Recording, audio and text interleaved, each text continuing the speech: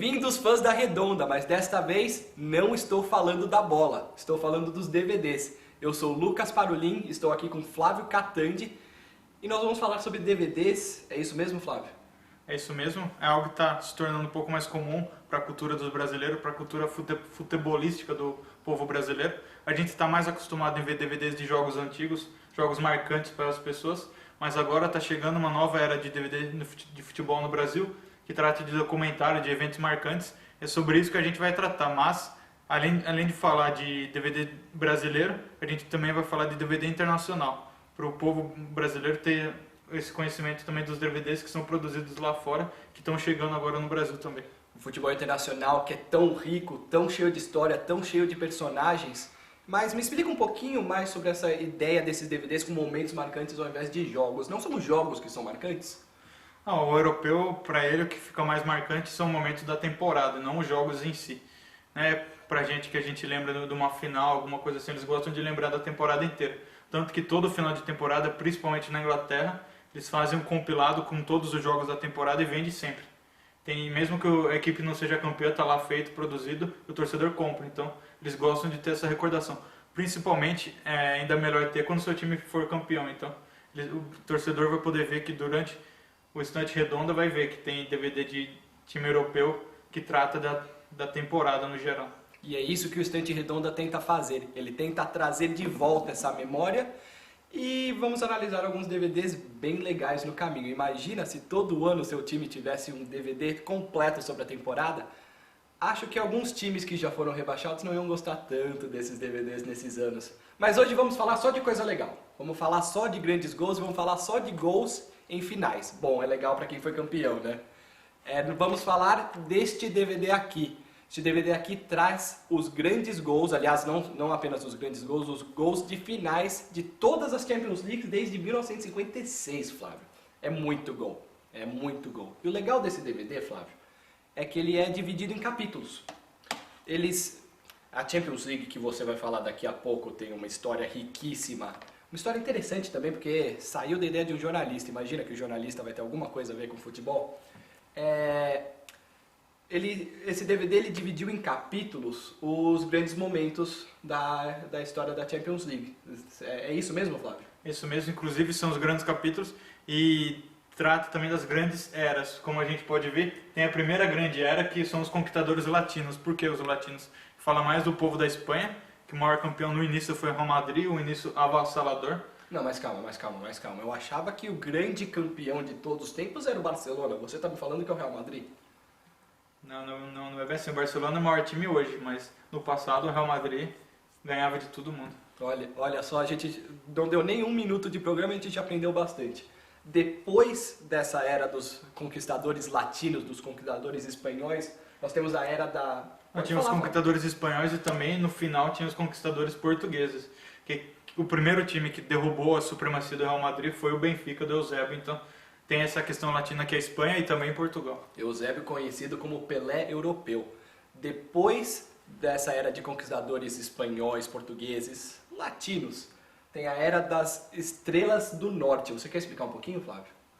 Isso mesmo, as estrelas do norte que vieram começando com o Celtic, os times mais ingleses começaram a conquistar a campanha, o tanto que o primeiro time britânico a ganhar não foi um time inglês, na verdade foi o Celtic da Escócia, então o time inglês acho que eles não devem gostar muito porque eles têm todo o orgulho que o futebol nasceu lá, que eles são um dos melhores do mundo, mas tiveram que engolir um rival sendo o primeiro time campeão, inclusive o Celtic foi o único campeão escocês da Champions League. Até hoje. Até hoje, vê se pode. Eles ainda estão lá, firmes e fortes, de vez em quando aparecem na Champions League. O time tem bastante história. Depois dessa época das estrelas do norte, nós tivemos a época dos reis da Inglaterra. Aí sim, os times britânicos da rainha tiveram sua vez, certo, Flávio? Certo. Aí eles começaram a conquistar e ganharam vários títulos consecutivos, com o Liverpool, com o Nottingham Forest também chegou a ganhar, o Aston Villa, vários times que a gente não conhece tanto aqui no Brasil, mas que tem uma história muito grande, como o Aston Villa, que ganhou em 81, e o próprio Nottingham Forest, que foi bicampeão. E tem uma curiosidade também, o Nottingham Forest é o único time europeu que tem mais títulos da Champions League do que nacionais.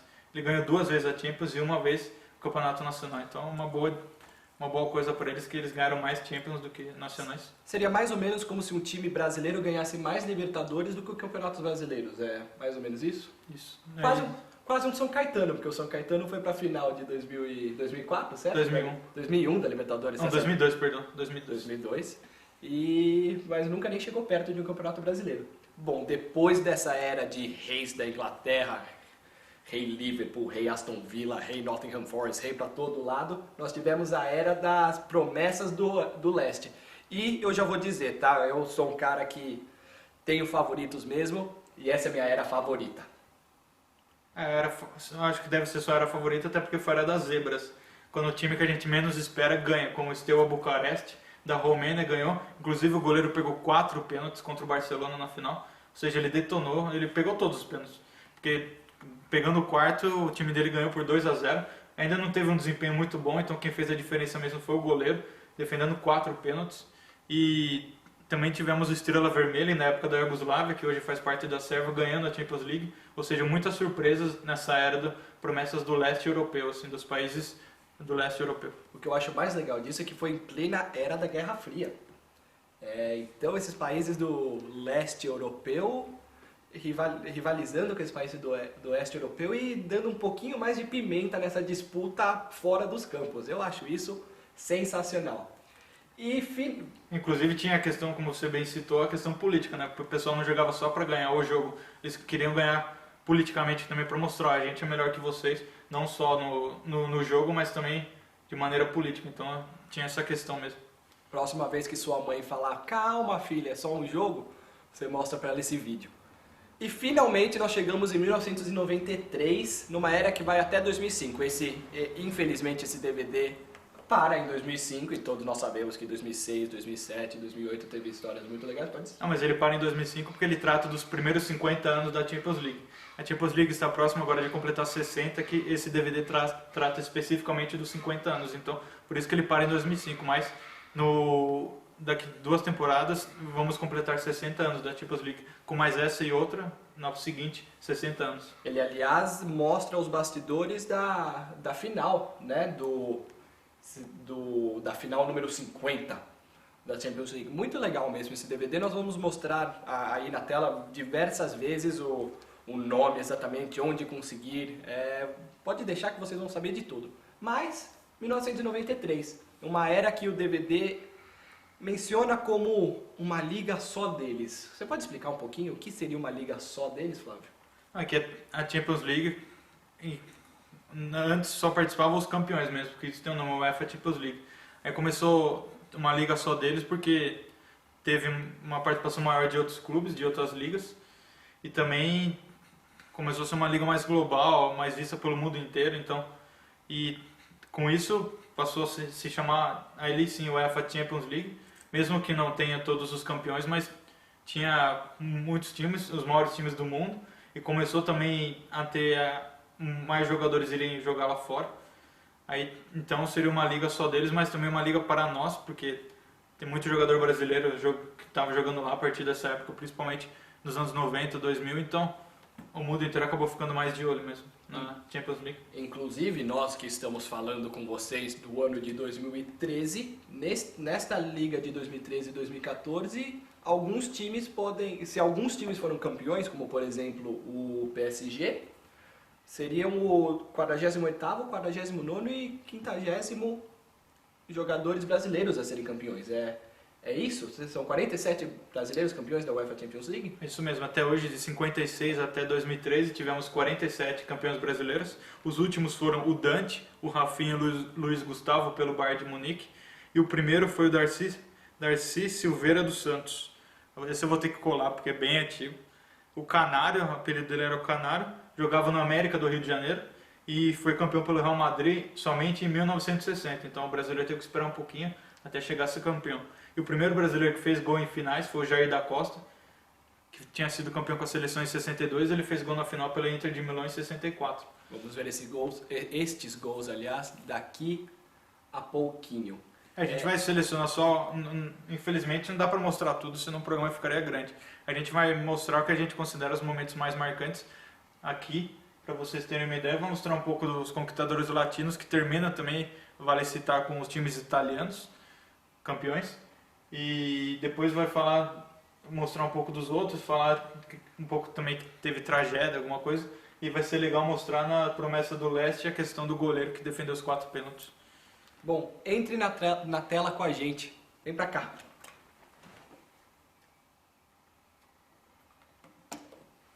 Fábio, a era dos conquistadores latinos. A gente brincou um pouquinho antes que a gente acha que o Barcelona, que o Real Madrid dominam o futebol hoje, apesar do Bayern de Munique ter mandado muito bem na última temporada, né? Mas será que eles dominam tanto o futebol quanto o time do Real Madrid dominou essa era de 1950? Como esse Real Madrid não teve, creio que não terá nenhum time europeu, porque eles ganharam o campeonato 5 vezes consecutivas, foi uma lavada, eles tiveram certas disputas com o Stade de Reims, principalmente um time francês que jogava o Raymond Kopa e jogava o Dias Fontaine, o maior artilheiro das Copas. Só que eles ainda assim tinham grande poder financeiro, então se tivesse algum jogador detonando em outros times, eles ainda conseguiam ir lá e comprar. Por exemplo, tiraram o Raymond Kopa nessa primeira final, ganharam do Stade de Reims. O que eles fizeram no ano seguinte? Tiraram o Raymond Kopa de lá. Então eles ainda pegaram... O Raymond Kopa, acho que isso não ficou um pouco muito claro. O Raymond Kopa era o grande craque do Stade de Reims. É isso. Era o grande meio, o principal jogador do Stade de Reims. Então, você pegar seu rival, ganha um jogo legal, até 4-3, você pega e tira o melhor jogador, já dificulta um pouco para seguir. Então, eles faziam isso e contavam, é legal citar também, principalmente com craques de outros países da Europa, não jogadores espanhóis. As melhores estrelas não eram espanholas, eram o Di Stéfano, argentino, o Puskás, que era o húngaro, e o Raymond Kopa, que era um jogador da França. Só o Francisco Guento, que era espanhol, mas a maioria dali era jogador estrangeiro. Uma coisa muito legal de se falar sobre o Di Stéfano que, lógico, nós latino-americanos vamos lembrar como um grande jogador argentino. E se você conversar com muito argentino, eles vão falar que é Maradona número 1 e Di Stéfano número 2. Mas se você for conversar com alguns madrilenhos, é Di Stéfano número 1 e pronto. É certo? Pelo menos é o que você me disse antes do programa. Não, certo, o Di Stéfano tem uma grande marca no Real Madrid, inclusive ele ajudou o time a conquistar as 5 primeiras UEFA Champions League da equipe, então ele é muito bem lembrado, inclusive ele participa da diretoria do clube até hoje. Na apresentação que teve agora há pouco do Gareth Bale, ele estava presente, ele é um nome forte ainda no Real Madrid e ele tem essa força principalmente pela língua também, né? Então foi um pouco mais tranquilo para ele do que, por exemplo, para o Puskás ou para o Raymond Kopa, que eles já falavam a mesma língua. Uma coisa triste, interessante, porém um pouco triste do Di Stéfano é que ele nunca teve a chance de disputar uma Copa do Mundo. Talvez bom para nós brasileiros. Imagina se ele tivesse disputado pela Argentina e tivesse ganho mais um. Imagina, a gente ia ter que aguentar os argentinos tricampeões. Bom, a Argentina era a grande favorita e não pôde jogar em 42, 46 por causa da guerra, né? Então, ainda bem, né? A guerra é sempre ruim, mas nesse sentido foi bom para nós não ter que aguentar mais uma vez a Argentina campeã. Piadinha de leve, piadinha de leve. O que mais você pode nos dizer sobre esses grandes gols? O Di Stéfano já fez um monte aqui atrás. Por exemplo... Não, daqui a pouco a gente vai chegar numa final de 1960, que é considerado um dos melhores jogos da história. Inclusive, ela era sempre reprisada aos domingos na TV espanhola. Por muito tempo foi reprisada, porque foi uma final que foi 7-3 para o Real Madrid contra o Eintracht Frankfurt. Ou seja, esse time chegou a uma final de Champions League. Eles quase foram para a Champions League na temporada passada na Alemanha e chegaram à final no ano de 1960 e foi 7-3, sendo dos 7 gols, 4 foram marcados pelo Di Stéfano e 3 pelo Puskás. Então você vê que eles dividiam bem. Não tinham, por exemplo, o Cristiano Ronaldo, que fazia muitos gols, né? Era bem dividido. Então, ao invés de ter um grande craque, o Real Madrid tinha 2 grandes craques, é isso mais ou menos? Isso, eram as 2 principais estrelas e quem colocava a bola para dentro, fazia o gol mesmo. Imagina ter um time desses. Aqui é a final, Real Madrid e Eintracht Frankfurt, que eu acabei de citar. O mais gordinho, vocês podem ver, é o mais gordinho mesmo. Engraçado que o Puskás, ele tinha essa... Ele realmente era um pouco gordinho, mas ele era muito forte, muito rápido, muito driblador e batia muito bem na bola, né, Flávio? O pessoal acha que o Walter hoje do Goiás está fazendo fama, é um jogador um pouco mais troncudo, assim. Aí já dá pra ver que nessa época já tínhamos jogadores um pouco mais redondinhos. Aqui naquela época o futebol não era tão movimentado como é hoje. Então pro Walter fazer o que ele faz hoje é bem mais difícil do que naquela época. Então o Puskás, ele ainda assim poderia ficar um pouco na banheirinha, fazendo os golzinhos dele, mas ainda assim ele era um grande craque. O Puskás fez parte daquele time de 1954 da Hungria que jogou a Copa do Mundo e, diga-se de passagem, destruiu o Brasil. Diga-se de passagem, agora me escapa da memória se perdemos nas quartas de finais ou nas semifinais. E por isso que o Flávio é comentarista e eu sou narrador, gente, porque o Flávio sabe que foi nas semifinais. 4-2. Mas chegaram na final e perderam para a Alemanha, que até hoje dizem as más línguas, ou acho melhor dizer dessa maneira, que a Alemanha estava dopada, porque só assim teriam ganhado aquele arsenal extraordinário da Hungria de 1954. Isso mesmo, foi 3-2 na final e a Alemanha conquistou sua primeira Copa do Mundo. Aqui, o primeiro time que finalmente acabou com o reinado do Real Madrid foi o Benfica, no ano de 1961. Podemos ver que não só o Benfica acabou com o reinado, mas tinha que acabar porque o Real Madrid não estava nem mais na final. Foi outra coisa impressionante, o Real Madrid nem chegar na final, mas demorou mais de 10 anos, 1961. E, ironia do destino, acabou ganhando bem em cima do grande rival, do Barcelona. Então, pelo menos o Real Madrid teve um gostinho, né? Já que não foi campeão, ainda viu o maior rival perder o título. O que você pode me dizer desse grande time do Benfica? Nós falamos um pouquinho do Pelé europeu, do Eusébio. Inclusive o Eusébio, ele jogava por Portugal, mas nasceu em Moçambique, então ele foi, digamos, não foi bem naturalizado, porque naquela época Moçambique pertencia a Portugal, então ele era um cidadão português. Foi o melhor jogador português da história.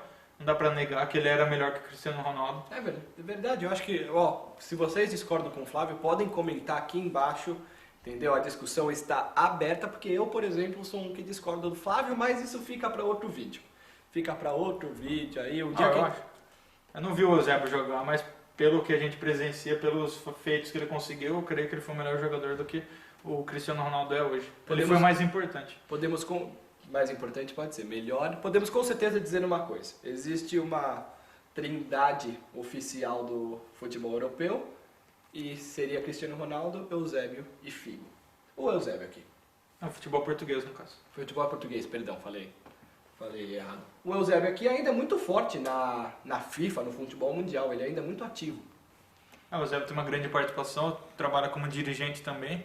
Isso é muito bom, que ele mostra outros talentos. Além de ser muito bom no campo, ele também é um bom dirigente. E ainda é outro que ganhou do Brasil em Copas do Mundo. Em 1966, com o Pelé de verdade, digamos assim, machucado, Portugal passou por cima do Brasil. Mas foi merecido. Eles tinham um time melhor, então a gente não pode negar que eles mereceram ganhar.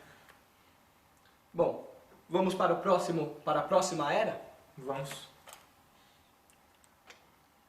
Vem com a gente, fã da Redonda. A Era das Estrelas do Norte. Nós falamos um pouquinho também na abertura, mas explica pra gente de novo o que são essas Estrelas do Norte. Tínhamos o domínio latino nas ilhas um pouco mais ao sul da Europa, logo acima da África, que são a Espanha e também Portugal. E os times do norte só olhando, você pode perceber que poucos deles haviam chegado na final. Então eles estavam, digamos, tentando almejar chegar no mesmo estágio que as outras equipes, até que o Celtic conseguiu, inclusive uma final contra a Inter de Milão, ele conseguiu chegar, porque depois de ter campeão na Espanha e Portugal tivemos campeões italianos, com o Milan e a Inter de Milão. Aí finalmente os times do norte conseguiram disputar e também ganharem os títulos, como o Celtic, depois o Manchester foi campeão também, inclusive contra o Benfica. Manchester United. Manchester United. Sempre bom lembrar, certo? Que logicamente existem dois grandes Manchester, mas você vai ter que me explicar uma coisa. O Celtic foi campeão, aquele time que é saco de pancada hoje em dia na Europa. O Celtic já foi um grande time da Europa. Eles foram, né, durante essa época o Celtic foi um bom time, sempre dava trabalho, chegou na final e ganhou, inclusive 2-1 da Inter de Milão. Inclusive chegava ao que o Manchester United, e o Celtic sempre chegava a dar trabalho para os times, chegava na semifinal, quarta de final, então ele sempre estava lá. Hoje em dia, se o Celtic chegar nas oitavas, eles já acham uma glória, mas naquela época não, eles não se contentavam com pouco. E é importante citar também que essa foi a primeira final que teve prorrogação, Manchester United e Benfica. Foi um fato estranho, porque o jogo em si foi 1-1, depois na prorrogação o Manchester aplicou 3-0 no Benfica, então foi campeão no agregado por 4-1, mas na prorrogação foi um massacre. E Flávio, acho que vale a pena a gente falar também um pouco desse homem que acabou de aparecer e aparece aqui na tela, o Bobby Charlton. E isso eu não vou discutir com você. melhor jogador da história do Manchester United e melhor jogador inglês de todos os tempos. Foi um grande ídolo do Manchester United, inclusive ele foi um dos únicos sobreviventes do acidente de 58, porque o Manchester tinha uma grande equipe. Em 1958 sofreu um acidente, morreu praticamente todo mundo, e um dos sobreviventes foi o Bob Charlton. O que é legal é que 10 anos depois ele conseguiu a glória de ser campeão europeu. Que muita gente boa não foi campeão europeu. Ele pode dizer que tem no currículo que sim, eu fui campeão europeu. E 2 anos antes de ser campeão europeu, foi campeão do mundo, da Copa do Mundo, em plena Inglaterra. Isso eu discuto porque a bola não entrou, então a Alemanha foi meio injustiçada, mas tudo bem. Essas polêmicas. Bom, eis aqui a primeira prorrogação, no qual quantos gols fez o Bob Charlton nessa final? O Bob Charlton, se não me engano, ele fez 2, sendo um de cabeça. Um gol ele fez, eu tenho certeza, só não tenho certeza se ele acabou fazendo mais um. Muito versátil, né? Ele era um desses jogadores que dentro da área ele podia fazer tudo, parecia. Ele tinha uma grande habilidade para fazer gol de cabeça, gol chutando, armar jogadas, então era um jogador completo. Em camisa 10, completíssimo. Bom, vamos à próxima era? Vamos. Tchau, Bob Charlton. A que eu falei que era a minha favorita. As promessas do leste. Todo mundo adora uma zebra, não dá pra negar. Todo mundo gostou muito quando o Senegal ganhou da França em 2002. Todo mundo vibrou muito quando a Coreia do Sul foi até a semifinal. Então essa era aqui até 92 foi sensacional. Essa é a que a gente considera a melhor era, porque é bem mais legal torcer pra quem você menos espera ganhar, porque digamos, é a zebra. O legal do futebol também é ter essa possibilidade de ter zebra, porque se todo mundo favorito ganhasse, qual a graça de assistir? A gente assiste o futebol por conta disso. E esse homem aqui foi importantíssimo em uma dessas zebras. O goleiro pegou 4 pênaltis em uma final, é isso mesmo? Isso mesmo. Pra você conseguir isso é muito difícil. Pegar 1 é bom, 2 melhor ainda, 3, pô, espetacular. Pegar 4 é algo espetacular e muito bom, inédito. E não foi contra qualquer um, foi contra o Barcelona. Conta um pouquinho dessa história pra gente, Flávio. O Steaua Bucareste chegou como a total zebra, todo mundo apostava no Barcelona, que tinha uma grande equipe, se não me engano tinha o Maradona nessa equipe também. Da onde era o Bucareste? Steaua Bucareste da Romênia. Romênia. Onde era não, da onde é, que ainda existe. Steaua Bucareste da Romênia, inclusive está participando agora da Champions League, mas está bem distante de uma conquista como essa. Bom, e esse homem aí foi o maior responsável, com certeza? Ou eles tinham algum outro grande jogador? Esse homem foi o maior responsável, porque as equipes do leste eles tinham mais um grande time, não tinha um jogador em destaque. Você vê até que os jogadores deles não bateram bons pênaltis, porque o goleiro do Barcelona também defendeu pênaltis. Portanto, eles acertaram 2, não acertaram muito mais. Senão podia ter acabado antes. Estamos aí na primeira batida de pênalti, que ele pula como um gato, como diria o Fantástico, vai lá e busca. Mas o goleiro do Barcelona também não estava lá para brincar.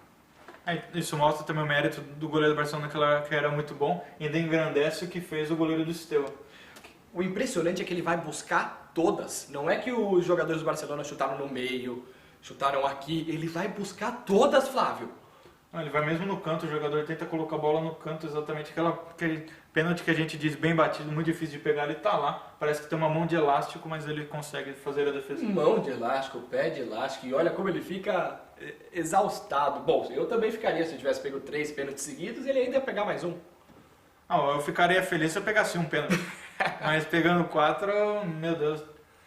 Você acha também que você mencionou que esses times tinham um grupo muito forte, e com certeza tinham grupos muito fortes, algumas estrelas. Mas você acha que tinha talvez alguma coisa assim fora do campo que levantavam esses times, digamos assim? Como a gente citou, além de ter algo fora do campo, a questão política, também tinha algo da questão da zebra. Porque o pessoal, o time quando é favorito já chega, então estamos tranquilo, a gente vai ganhar, né? Nós somos melhores, não sei o quê. O time quando é zebra não, fala, vamos calar a boca de todo mundo, porque o pessoal acha que a gente não vai ganhar, é zebra, vai ser massacre, vai ser goleada. Não, é assim, acho que anima mais. E se o técnico souber usar isso, ele pode falar no jogador na preleção, então vamos lá, vamos buscar, porque ninguém acredita na gente, mas a gente sabe que a gente pode. Já diriam os técnicos que a melhor posição para se estar é quando você não tem nada a perder, certo? Mas eu queria que a gente conversasse um pouquinho mais sobre essa questão política mesmo, que eu acho que, por mais que não seja muito divulgada, eu tenho certeza também que os jogadores vão negar para sempre, eu acho que existe um pouco essa questão de leste versus oeste, Rússia contra Estados Unidos, aliás, Rússia não, União Soviética contra os Estados Unidos, eu acho que existe um pouco. Estados Unidos não, né? União Soviética contra o Oeste, não só, porque os Estados Unidos nem joga nesse campeonato, né, gente? Não, existia muito, inclusive teve nações que deixaram de participar de Olimpíada por questão política. Só que sem entrar no campo só para jogar, para decidir quem é melhor na bola, tudo bem. Não pode partir para o campo de batalha numa guerra, por exemplo, como já aconteceu na ex-Yugoslávia, que o país queria se separar, a Sérvia, a Croácia. Inclusive, essa revolução começou dentro de um campo de futebol, com uma guerra completa campal. Aí não pode. O que pode vai na bola, legal, todo mundo comemora, feliz, mas não pode ter a questão da violência mesmo. Isso não pode partir para a violência. Interessante como o futebol às vezes transcende os campos, né? E nós acabamos de ver aí, aliás, são 2 exemplos seguidos que, apesar dessa era ser intitulada pelo DVD, nós vamos mostrar a capa do DVD mais uma vez, a gente pode colocar aqui melhor editado, digamos assim. Mas apesar do DVD chamar essa era de promessas do leste, a gente vê alguns times como o Porto foi campeão. O Porto é um time europeu, digo europeu não, do time que não é do leste europeu. Que eles colocam promessas do leste porque a maioria que conseguia chegar na final, que foi campeã, era do leste europeu, mas o Porto é um dos casos apenas com o Nottingham Forest, de uma equipe que foi para mais de uma final e ganhou as duas. O Porto foi campeão em 87 e 2004, o Nottingham Forest foi bicampeão. Então, chegar em uma final e ganhar, alguns times já conseguiram, mas chegar em 2 e não perder nenhuma é feito apenas ou mais do que uma final e não perder nenhuma, é feito apenas para o Nottingham Forest e o Porto. E tem gente que ainda acha que esses são times pequenos na Europa. Vamos para a última das eras deste DVD. Essa era não trata especificamente de um nome de leste europeu, alguma coisa mais a Champions League mesmo, porque não tivemos predomínio praticamente de nenhum time. Tivemos predomínio, por exemplo, do Real Madrid, que ganhou 3 títulos, o Barcelona ganhou 3 também, só que o Milan também ganhou 3, então não dá pra dizer, predomínio latino, nem tanto, porque teve muito time inglês, o Manchester ganhou 2 vezes, então não tem um predomínio grande de um modelo de nação como são os latinos, ou o leste europeu, ou mesmo os times ingleses. Foi um pouco mais dividido. Como nós vamos ver nesse próximo capítulo, o campeonato europeu ficou mais global. Estranha essa frase, né? Mas é verdade, vem com a gente. E cá estamos, uma liga deles próprios. Eu vou até ter que falar isso em inglês, que em inglês fica muito bonito. A League of its own. Uma liga por si própria, Flávio. Explica um pouquinho.